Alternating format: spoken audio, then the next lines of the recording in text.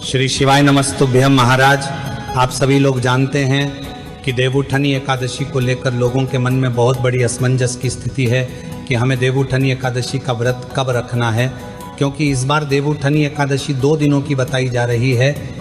महाराज, यहाँ पर कुछ लोग कह रहे हैं कि 1 नवंबर को देवउठनी एकादशी है, पर कुछ लोग कह रहे हैं कि 2 नवंबर को देवउठनी एकादशी है। तो आखिर हमें देवउठनी एकादशी का व्रत कब रखना है, तुलसी विवाह कब करना है, देव कब उठाना है, सारी अद्भुत जानकारी आपको इस वीडियो में हम देने वाले हैं। महाराज, अब जो लोग एकादशी का व्रत रखते हैं वह लोग पूछ रहे हैं कि देवउठनी एकादशी का हमें व्रत कब रखना है। जो लोग तुलसी विवाह करते हैं वह लोग ये पूछ रहे हैं कि हमें तुलसी विवाह किस दिन करना है, और जो लोग देव उठाते हैं उनका ये प्रश्न है कि उनको देव किस दिन उठाना है, क्योंकि एकादशी तो दोनों की है। महाराज, सबसे पहले हम आपको ये बता देते हैं कि एकादशी तिथि कब से शुरू हो रही है और कब समाप्त होगी। उसी के आधार पर आप ये समझ पाएंगे कि आपको देवउठनी एकादशी का व्रत किस दिन रखना चाहिए। महाराज, देवउठनी एकादशी की तिथि 1 नवंबर शनिवार को सुबह 9:12 से शुरू होगी और इसकी समाप्ति अगले दिन 2 नवंबर रविवार को सुबह 7:31 पर होगी। महाराज, अब आप यहाँ पर देख सकते हैं कि 1 नवंबर को पूरे दिन एकादशी रहने वाली है और 2 नवंबर के दिन सुबह 7:30 बजे के पास में ही एकादशी समाप्त हो जाएगी। तो इस हिसाब से 1 नवंबर 2025 के दिन ही देवउठनी एकादशी का व्रत रखना सही रहेगा और यह एकादशी दशमी युक्त एकादशी होगी, और 2 नवंबर वाली जो एकादशी है वह द्वादशी युक्त एकादशी रहेगी। वैसे महाराज, जो द्वादशी युक्त एकादशी होती है उसको ज़्यादा फलदायी माना गया है, जो कि 2 नवंबर 2025 के दिन रहेगी।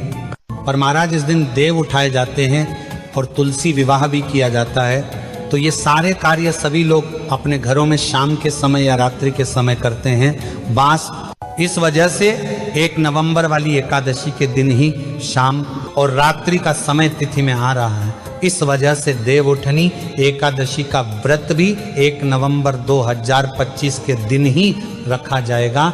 इसके बाद देव भी 1 नवंबर को ही उठाए जाएंगे और तुलसी विवाह भी 1 नवंबर को ही करना सही रहेगा। बाकी महाराज, आपकी मर्जी है। अगर आपके घर परिवार में 2 नवंबर के दिन ये सारे कार्य हो रहे हैं तो वह आप अपनी मर्जी से कर सकते हैं। बाकी 1 नवंबर वाली एकादशी ही ये सारे कार्यों के लिए सर्वश्रेष्ठ हैं।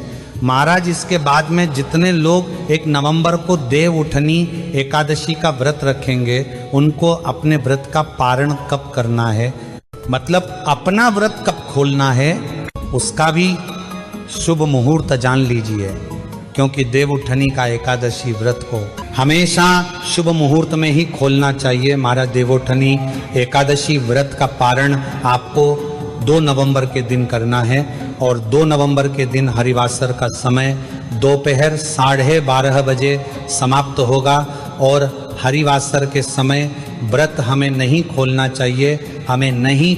इसलिए देवउठनी एकादशी व्रत खोलने का समय दोपहर 1:11 से लेकर दोपहर 3:23 तक रहेगा। इस बीच में आप अपने व्रत का पारण कर सकते हैं। महाराज, अब जो लोग 1 नवंबर को तुलसी विवाह अपने घर में करने वाले हैं और तुलसी विवाह का शुभ मुहूर्त जानना चाहते हैं तो वह भी सुन लीजिए। ये तुलसी विवाह का शुभ मुहूर्त 1 नवंबर शनिवार को शाम 5:36 से शाम 6:54 तक रहे। इस बीच में आप अपने घर में तुलसी विवाह कर सकते हैं, और अगर आप लेट भी हो जाते हैं तो आप शाम 6 बजे से रात 8 बजे के बीच में अपना तुलसी विवाह संपन्न कर सकते हैं। इसी के साथ में 2 नवंबर को रविवार का दिन होगा और रविवार के दिन तुलसी जी को छुआ नहीं जाता है, इसलिए सभी लोग 1 नवंबर के दिन ही तुलसी विवाह करेंगे और इसी दिन वह अपना व्रत रखेंगे और देव भी उठाएंगे। बाकी महाराज, आप लोग किस दिन एकादशी का व्रत रखेंगे, तुलसी विवाह किस दिन करेंगे, देव कब उठाएंगे, ये आप हमें कमेंट में ज़रूर बताएं। और आप हमारी ये वीडियो कहाँ से देख रहे हैं, कमेंट में ज़रूर बताएं। श्री शिवाय नमस्तुभ्यम महाराज।